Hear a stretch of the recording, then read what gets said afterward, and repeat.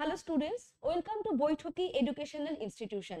গতকাল West Bengal public service commission তাদের exam calendar ওয়েবসাইটে প্রকাশ করে দিয়েছে।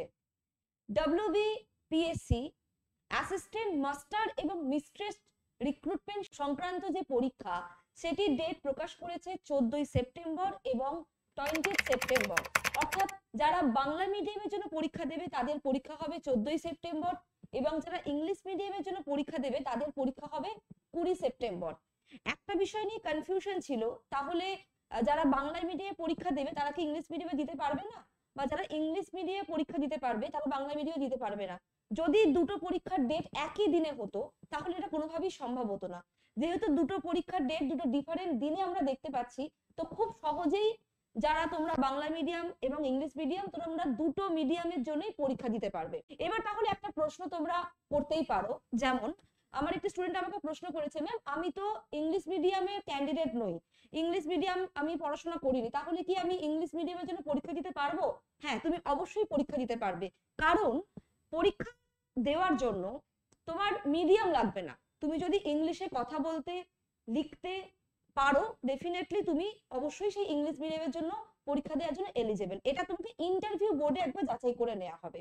ওকে, তো আমার কাছে অসংখ্য ফোন আসছে কালকের পর থেকে, তো আমি প্রত্যেকটা প্রশ্নের ধীরে ধীরে উত্তর দেব। তোমরা আমাকে অনেকগুলো প্রশ্ন করেছো, ম্যাম কারা আমরা পরীক্ষায় বসতে পারবো, বিএড চলাকালীন আমরা যারা বিএড করছি তারা কি পরীক্ষায় বসতে পারবো, কি কি এলিজিবিলিটি ক্রাইটেরিয়া আছে, এজ রিল্যাক্সেশন কি আছে, এই সমস্ত বিষয় নিয়ে আমি আগেও একটা ভিডিও করেছি, আমি সেটা তোমাদের ডেসক্রিপশন বক্সে লিংক দিয়ে দেবো। কিন্তু আমি আবার একবার তোমাদেরকে এটা বলে দিচ্ছি, তোমরা একটু মন দিয়ে শুনে নাও। দেখো, পিএসসি যেটা লাস্ট মার্চ মাসে তোমার কলকাতা গেজেটে একটা রুলস এবং রেগুলেশন প্রথম প্রকাশ করেছিল এই অ্যাসিস্ট্যান্ট মাস্টার এবং মিস্ট্রেস পরীক্ষা সংক্রান্ত। সেই গেজেটে বেশ কিছু রুলস লেখা ছিল, যেমন ওখানে লেখা ছিল যারা বিএড অর্থাৎ যাদের বিএড এর রেজাল্ট তোমরা হাতে আছে তারাই কিন্তু এই পরীক্ষায় বসতে পারবে, এবং একটা ভ্যাকেন্সি লিস্ট ওখানে দেয়া ছিল, টেন্টেটিভ ভ্যাকেন্সি লিস্ট। আমি কিন্তু বারবার বলছি টেন্টেটিভ ভ্যাকেন্সি লিস্ট কিন্তু বাড়তে পারে, কারণ যেহেতু এতগুলো বছর পরীক্ষা হয়নি, সেই 2015 সালের লাস্ট তোমার পিএসসির অ্যাসিস্ট্যান্ট মাস্টার এবং মিস্ট্রেস রিক্রুটমেন্টের পরীক্ষা হয়েছিল, তারপর থেকে এতগুলো বছর যেহেতু পরীক্ষা হয়নি, ডেফিনেটলি সিট সংখ্যা বাড়ার সম্ভাবনা অত্যন্ত প্রবল। তো সেই টেন্টেটিভ ভ্যাকেন্সি লিস্ট অনুযায়ী ভ্যাকেন্সি ছিল তোমার প্রায় 1500 সামথিং। ওকে, এবার ওখানে একটা জিনিস প্রপার মেনশন করা ছিল যে পিএসসি যখন লাস্ট পরীক্ষা নিয়েছিল তখন ওখানে জেনারেলদের জন্য এজ লিমিট ছিল 32 বছর অর্থাৎ 32। ওখানে কিন্তু মেনশন করা ছিল যে 36 ইয়ার্স, অর্থাৎ জেনারেল ক্যান্ডিডেটদের জন্য বয়সের যে তোমার থাকবে সেটা 36 ইয়ার্স, এবং এসসি এসটি ওবিসিদের ক্ষেত্রে তো যেমন আমরা রিল্যাক্সেশন পাই, যেমন আমার এসসি এসটি দের জন্য 5 বছর, ওবিসিদের জন্য 3 বছর বয়সের ছাড় থাকে, এটা কিন্তু ওখানে মেনশন করা হয়েছিল। এবার যেটা নিয়ে আসলে কথা হচ্ছে সেটা হচ্ছে ইন্ডিকেটিভ নোটিফিকেশন আমরা অলরেডি পেয়েছিলাম তোমার 31শে ডিসেম্বর 2024, অর্থাৎ 2024 সালের শেষ দিন ডব্লিউবিপিএসসি এটা ধামাকা দিয়েছিল আমাদের কাছে, আমরা সবাই কেউ ভাবতে পারিনি যে ওই দিন একটা ইন্ডিকেটিভ নোটিফিকেশন পাবলিশ হয়ে যাবে। তো সেই ইন্ডিকেটিভ নোটিফিকেশন অনুযায়ী কিন্তু আমরা কি কি সাবজেক্ট পরীক্ষা হবে সেটা কিন্তু প্রপার ওখানে মেনশন করা আছে। যেমন লাস্ট যখন পিএসসি পরীক্ষা হয় তখন বেশ কিছু সাবজেক্টের পরীক্ষা হয়নি, যেমন আমার এখন মনে পড়ছে এডুকেশন সাবজেক্টের কিন্তু পরীক্ষা হয়নি শেষবার পিএসসি পরীক্ষাতে, সেই কারণে কিন্তু পিএসসির ওয়েবসাইটে আমরা কোনো রকম এডুকেশনের সিলেবাস দেখতে পাচ্ছি না। কিন্তু এই 2024-এর যে 31 ডিসেম্বর যে ইন্ডিকেটিভ নোটিফিকেশন পাবলিশ হয়েছে সেখানে কিন্তু এডুকেশন সাবজেক্টের কথা মেনশন করা আছে, অর্থাৎ এডুকেশনেরও পরীক্ষা তোমাদের হবে। এরকম বেশ আরো কিছু সাবজেক্ট এবারে ইনক্লুড হয়েছে যেগুলো কিন্তু আগের পরীক্ষায় ছিল না। আচ্ছা, এবার আসি এলিজিবিলিটি ক্রাইটেরিয়া, কারা তোমরা এই পরীক্ষায় বসতে পারবে। গ্রাজুয়েশন এবং মাস্টার্স, অর্থাৎ গ্রাজুয়েশনে 50% এবং তার সঙ্গে বিএড থাকলে তোমরা পরীক্ষায় বসতে পারবে, যারা তোমরা 9 10 এর জন্য প্রিপারেশন নিচ্ছ তাদের জন্য। আর যাদের পোস্ট গ্রাজুয়েশন অর্থাৎ মাস্টার্স এবং তার সঙ্গে 50% নাম্বার মাস্টার্সে এবং বিএড, তারা 11-12 এর জন্য অ্যাপ্লাই করতে পারবে, পরীক্ষায় বসতে পারবে। দেখো ফুল ফেজ নোটিফিকেশন কিন্তু এখনো আসেনি। আমরা ইন্ডিকেটিভ নোটিফিকেশন পেয়েছিলাম 31শে ডিসেম্বর, তার আগে মার্চে গেজেট প্রকাশ হয়েছিল, এবং লাস্ট গতকাল অর্থাৎ 16ই জানুয়ারি যেটা বেরিয়েছে সেটা হচ্ছে ডেট সিট, মানে পিএসসি তার পুরো গোটা বছরের যা যা পরীক্ষা হবে সেই পরীক্ষার যে ক্যালেন্ডার, ডেট সিট ক্যালেন্ডার প্রকাশ করেছে। সেই ক্যালেন্ডার কিন্তু আমরা পেয়েছি যে অমুক দিনে পরীক্ষা আছে, অর্থাৎ 14 তারিখ আর 20 তারিখ পরীক্ষা আছে, কিন্তু ফুল ফেজ নোটিফিকেশন কিন্তু এখনো পাবলিশ হয়নি। অর্থাৎ সিলেবাস কি আছে, প্রপার স্ট্রাকচার্ড এজ রিল্যাক্সেশন কি থাকবে, কি কি ক্রাইটেরিয়া থাকবে, সেগুলো কিন্তু এখনো কোনো ক্লিয়ার ভিউ কিন্তু আমাদের কাছে নেই। আমি যে কথাগুলো বলছি তোমাদেরকে, এগুলো কিন্তু পুরনো ঘটনাগুলোর পার্সপেক্টিভ নিয়ে বর্তমানকে পর্যালোচনা করে কিন্তু আমি তোমাদের কথাগুলো বলছি। এবার আসি সিলেবাস। তোমরা অনেকেই প্রশ্ন করছো ম্যাম সিলেবাস তাহলে কি হবে। তোমাদের বলে রাখি, দেখো সিলেবাস চেঞ্জ মানে, যদিও সিলেবাস চেঞ্জ হয় আমি ধরে নিতে পারি, তাহলে কিন্তু কমপ্লিট তো চেঞ্জ হয় না কোনো সিলেবাস। ম্যাক্সিমাম কিছু জিনিস অ্যাডিশন হবে, কিছু বাদ যাবে। তো আমরা যে সিলেবাস আমাদের কাছে এক্সিস্টিং সিলেবাস আছে, আমরা কিন্তু সেই সিলেবাস ধরেই পড়াটা শুরু করব, কারণ সময় কিন্তু আমাদের হাতে একেবারেই নেই। কারণ আজকে জানুয়ারি, আজ থেকে মাত্র 8 মাস পর পরীক্ষা সেপ্টেম্বর মাসে। তো এই যে 8টা মাস, এই 8টা মাস কিন্তু আমাদের কাছে খুব ইম্পর্টেন্ট। আমাদেরকে কিন্তু প্রস্তুতি খুব যথাযথভাবে করতে হবে, খুব সুন্দরভাবে করতে হবে। শুধুমাত্র পড়লে হবে না, পড়ার পাশাপাশি আমাদেরকে নিজেদের যাচাই করতে হবে কতটা আমরা পড়াটা ঠিক করছি, কতটা ভুল করছি, কি কি করতে হবে। কারণ প্রত্যেকটা পরীক্ষার পার্সপেক্টিভ কিন্তু ডিফারেন্ট হয়।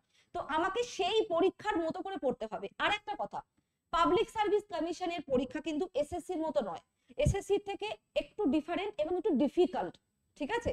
কারণ যেহেতু পরীক্ষার গুরুত্বটা ততখানি হবে, কারণ এসএসসি থেকে পাবলিক সার্ভিস কমিশনের তোমরা জানো প্রত্যেকেই যে স্যালারি স্কেলও বেশি থাকে, তোমার রেসপেক্টও বেশি থাকে। তো ডেফিনেটলি তার জন্য পরীক্ষা যেটা হবে সেটাও কিন্তু একটু কঠিনই হবে।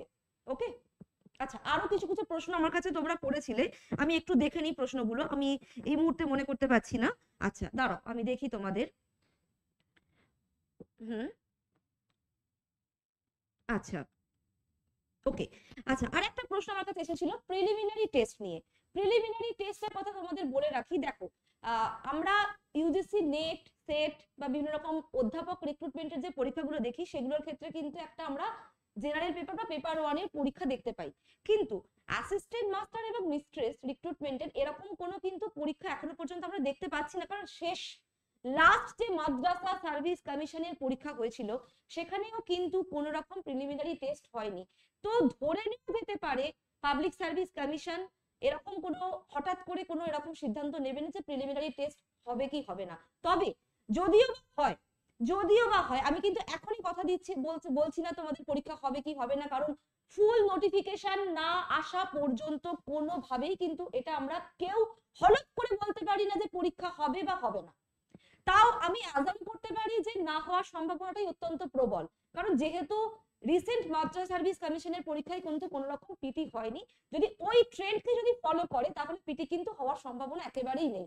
আর যদি হয় তোমরা একেবারেই চিন্তা করো না, আমরা আছি তোমাদের পাশে। যে মুহূর্তে সেটা ডিক্লারেশন পাবো আমরা সেই মুহূর্ত থেকে তোমাদের জন্য প্রস্তুতির জন্য আমরা ব্যাচ লঞ্চ করে দেব, তোমরা এটাকে নিয়ে একদম চিন্তা করো না।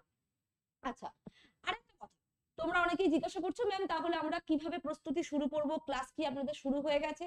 হ্যাঁ তোমাদের বলে রাখি, আমাদের ইনস্টিটিউশনের অলরেডি আমাদের ক্লাস শুরু হয়েছে। আমাদের আর্টস এর জন্য যে ব্যাচগুলো আছে, আমরা যে ব্যাচের ক্লাস দিচ্ছি সেগুলো হচ্ছে তোমার English, Bengali, history, geography, philosophy এবং এডুকেশন। সায়েন্সের ব্যাচের জন্য যে ক্লাসগুলো আছে সেগুলো আছে তোমার ফিজিক্স, কেমিস্ট্রি, ফিজিক্যাল সায়েন্স এবং লাইফ সায়েন্স। আমরা যে এক্সিস্টিং সিলেবাস আছে সেই সিলেবাসকে কেন্দ্র করেই আমাদের অলরেডি ক্লাস শুরু হয়ে গেছে। 13ই জানুয়ারি থেকে আমরা ক্লাস শুরু করেছি, আমাদের বেশ কয়েকটা অলরেডি ক্লাস হয়ে গেছে। তোমরা যদি ক্লাস আমাদের দেখতে চাও তোমরা অবশ্যই আমাদের ইউটিউব চ্যানেল ভিজিট করো, আমাদের ইউটিউবেও ক্লাস দেওয়া আছে। এবং যদি তোমরা সরাসরি ক্লাস করতে চাও তো তোমরা জানো আমাদের address Baithaki educational institution, Kolkata college street, Mahatma Gandhi road. তোমরা ডিরেক্ট এখানে আসো, এসে কথা বলো। কারণ আমি একটা কথা তোমাদেরকে বারবার বলি, কারোর মুখের কথায় বিশ্বাস করো না, যাচাই করো করে তবেই বিশ্বাস করো, ঠিক আছে? কারণ তুমি একটা জায়গায়, কারণ এটা তোমার ভবিষ্যতের ব্যাপার, তুমি তোমার ভবিষ্যৎ এমন এক জায়গায় দেবে, এমন একটা জায়গায় প্রস্তুতি শুরু করবে যেখান থেকে তুমি সাফল্য পেতে পারো। তাই আর দেরি না করে তোমরা অতি সত্বর ভিজিট করো আমাদের কলেজ স্ট্রিটের ব্রাঞ্চে, বা তোমরা আমাদের যে স্ক্রিনে দেওয়া যে ফোন নাম্বার আছে, যেমন 700111970997, তোমরা এই নাম্বারেও তোমরা যোগাযোগ করে আমাদের সাথে ডিটেল কথা বলতে পারো। পিএসসি সংক্রান্ত আরো যদি কোনো রকম তোমাদের তথ্য প্রয়োজন হয়, জানার থাকে, তো তোমরা অবশ্যই আমাদের কমেন্ট বক্সে লিখে জানাও। এবং কমেন্ট বক্সে বা ডেসক্রিপশন বক্সে আমি আমাদের হোয়াটসঅ্যাপ গ্রুপের লিংক তোমাদের প্রোভাইড করব, তোমরা ডিরেক্ট ওখানে হোয়াটসঅ্যাপ গ্রুপে জয়েন করবে, ওখানেও তোমরা বিভিন্ন প্রশ্ন করতে পারো, আমরা যথাযথ চেষ্টা করব তোমাদের প্রত্যেকটা প্রশ্নের উত্তর দেওয়ার। আরেকটি কথা বলে রাখি, যদি তোমাদের ভিডিওটি ভালো লেগে থাকে অবশ্যই সাবস্ক্রাইব করতে ভুলবে না এবং লাইক দিতে ভুলবে না এবং তোমাদের বন্ধুদের সঙ্গে শেয়ার করতে ভুলবে না। আশা করছি আমি তোমাদের অনেকগুলো প্রশ্নের উত্তর দিতে পেরেছি। যদি কোনো মিস হয়ে যায় আমার প্রশ্নের উত্তর দেওয়া, তো ডেফিনেটলি তোমরা আমাদের কমেন্ট বক্সে কমেন্ট করে জানাও। সকলে ভালো থেকো, সুস্থ থেকো, প্রস্তুতিকে সুন্দরভাবে জারি রাখো। Thank you.